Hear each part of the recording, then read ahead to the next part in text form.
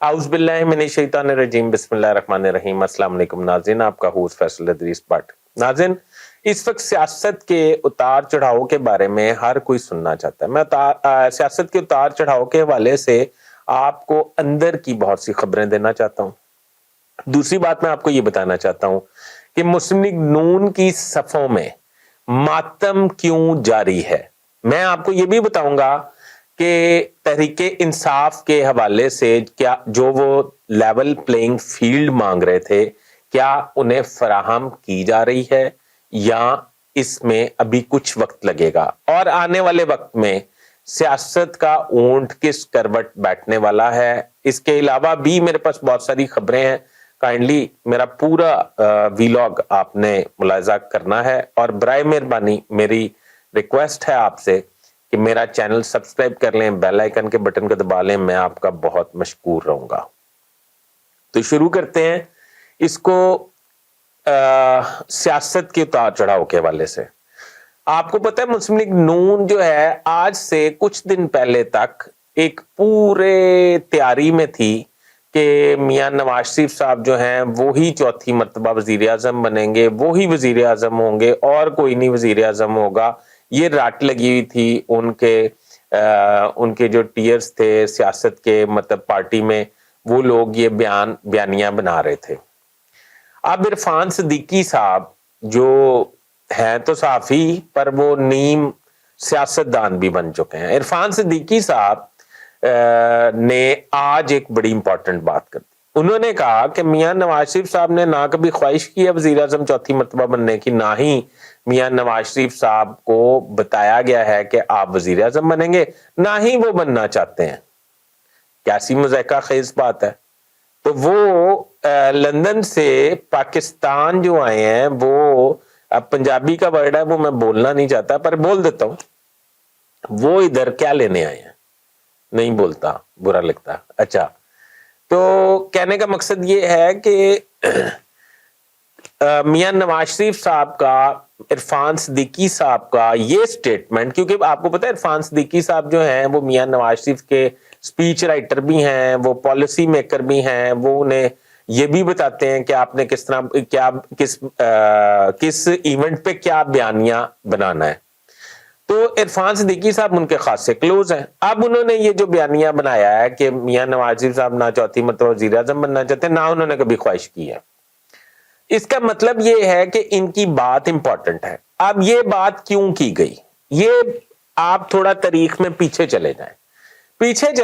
जब ये कहानी शुरू होगी उस वक्त से जब काजी फायज ईसा साहब तुर्किया में अपनी हॉलीडेज मनाने के लिए अपनी फैमिली के हमरा एक अहम वक्त में चले जाते हैं। अचानक जब उधर चले जाते हैं, सरदार तारिक साहब जो हैं वो चीफ जस्टिस का ओहदा संभाल लेते हैं। वहां पे साइफर केस जिसमें ये कहा जा रहा था कि इमरान खान को उम्र कैद होगी, सजाए मौत भी हो सकती है। ये आपको बिल्कुल याद होना चाहिए कि सजाए मौत तक भी बात को ले गए थे। उसमें ना सिर्फ इमरान खान को जमानत मिल गई, बेकसूर कहा गया, बल्कि मासूम कहा गया। यानी कि ये वो लफ्ज थे जो सुप्रीम कोर्ट ने उसको पहले सादिक और अमीन कहा था, फिर उन्होंने इमरान खान को मासूम भी कह दिया। अब ये महज इत्तेफाक है या ये पॉलिसी का हिस्सा है, ये इसके बारे में मुझे मालूम नहीं। इसके बारे में आप बेहतर समझ सकते हैं। ये सब काम उस वक्त हो रहा था जिस वक्त हमारे army chief general Syed Asim Munir साहब जो हैं वो अमेरिका में अहम मुलाकातें कर रहे थे और अहम हम मनसब और अमरीकी आला क़यादत से मिल रहे थे। और पाकिस्तान से जाने के बाद उनकी अमरीकी ओहदेदारों से पहली मर्तबा ये अहम मुलाकातें हुई थी। और इन मुलाकातों उस वक्त सुप्रीम कोर्ट ये कह रही थी कि साइफर केस जो है वो उसमें इमरान खान मासूम है, उसमें इमरान खान को जमानत देने का मतलब भी यही है कि इमरान खान ने केस साइफर वाला केस जिस पे पूरी मुस्लिम लीग नून, पीपल्स पार्टी और पार्टियां इत्तेफाक किए हुए थी, वो तो उनका बयानिया सारा बढ़ गया। अब सूरत हाल ये है कि इमरान खान शाह महमूद की जमानत हो गई। اب عمران خان کو تو کسی اور کیس میں تار لیں گے, شاہ محمود کو انہوں نے GHQ حملہ کیس میں تار لیا, حالانکہ وہ تو مکھی بھی نہیں مارتے جس نے یونیفارم پہنی ہو. شاہ محمود جو ہیں تو ان کے ساتھ بڑی زیادتی ہوئی ہے, وہ تو کسی آپ سمجھے رضاکار سے بھی نہیں لڑتے اگر اس نے یونیفارم پہنا ہو. تو یہ تو GHQ حملہ کیس میں ان کی گرفتاری ڈال لی گئی ہے. بہرحال اچھا, اب کہنے کا مقصد یہ ہے کہ یہ معصوم سے واقعہ شروع ہوا, جب ان کی ضمانت ہوگی پھر اس کے بعد ان سے بلہ چھین گیا, الیکشن کمیشن نے بلہ چھین لیا تو بلہ پھر واپس آ گیا پشاور ہائی کورٹ سے. وہ اب ڈبل بینچ بنے گا, پھر اس میں سماعت ہوگی کہ وہ دیکھیں اب کیا فیصلہ آتا ہے. بہرحال ابھی یہ فی الحال پشاور ہائی کورٹ کے حکم پہ بلہ ان کو واپس مل گیا. اب بلہ واپس ملنے میں سمجھتا ہوں بلہ جانے میں اور بلہ واپس آنے میں اتنی کوئی امپورٹنٹ اور اتنی کوئی منطق نہیں تھی. اس کی وجہ یہ ہے کہ بلے کا تو ووٹ ہے ہی نہیں, ووٹ تو عمران خان کا ہے. تو عمران خان جو ہیں ان کا ووٹ ہے, وہ اسے گھڑی دے دیں, اسے ٹینک دے دیں, اسے سائیکل دے دیں, اسے چھڑی دے دیں, اسے تلوار دے دیں, جو بھی آپ انتخابی نشان دیں گے یا نہیں بھی دیں گے, جو اس کے حمایت یافتہ لوگ ہوں گے, آپ کو سب پتا ہے کہ اس وقت جس پارٹی کے امیدوار اور ووٹرز انتہائی مطلب کوشش کر رہے ہیں کہ وہ ہمارا PTI کا امیدوار جو ہے وہ میدان میں آئے اور ہم ان کو جا کے ووٹ ڈالیں. اور یہ انٹیلیجنس ایجنسیاں بھی کہہ چکی ہیں کہ اگر 60% سے زیادہ ٹرن اوور ہو گیا تو پھر ووٹرز جو ہیں PTI کے سنبھالے نہیں جائیں گے. اچھا جی, اب مسلم لیگ نون جب وہ بلہ واپس آ گیا تو مسلم لیگ نون میں تو مصیبت گئی.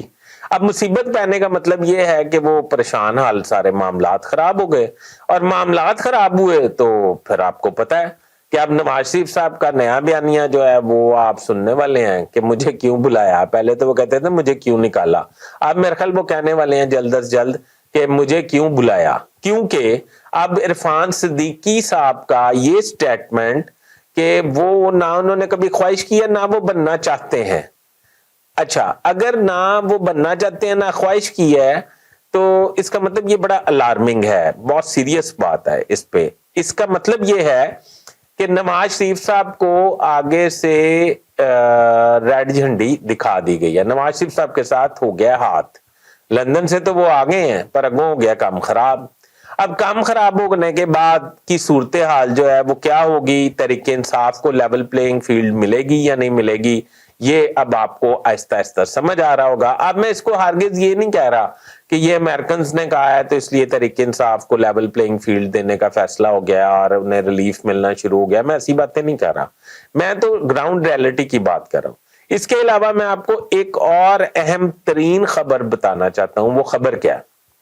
وہ خبر یہ ہے کہ میرے سورسز یہ کہتے ہیں کہ آئندہ 8 فروری کے انتخابات کے نتیجے میں جو پارٹیز حکومت میں آنے والی ہیں ان میں پاکستان پیپلز پارٹی اور اس کی بڑی اتحادی جماعت PTI ہوگی.